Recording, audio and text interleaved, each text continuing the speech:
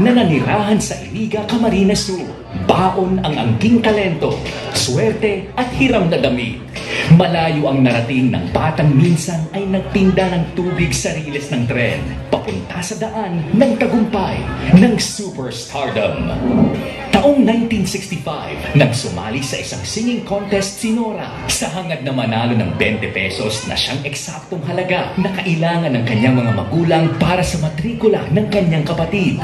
Nagsunod-sunod ang kanyang swerte nang lumuwas siya sa Maynila upang makipagsapalaran sa mga patimpalak. Ito ang nagbigay daan upang unti-unting makilala si Nora sa telebisyon at pelikula.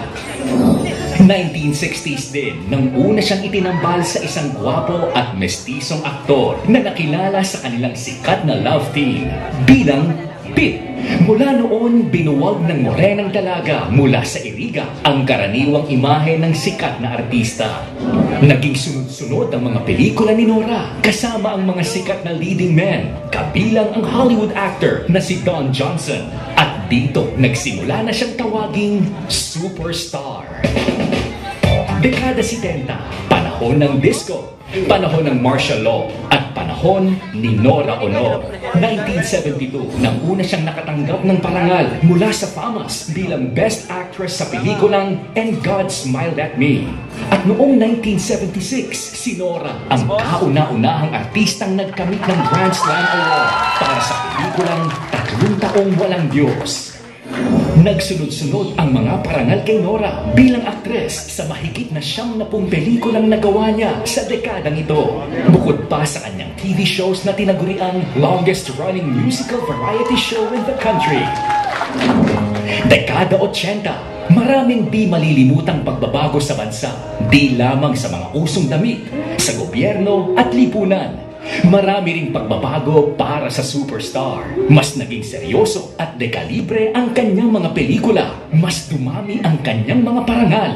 At mas dumami ang kanyang mga naging tagahanga na hanggang ngayon ay itinuturing niyang mga kaibigan. Pagdating ng dekada 90, isang kakaibang Nora Honor ang ating nasaksihan.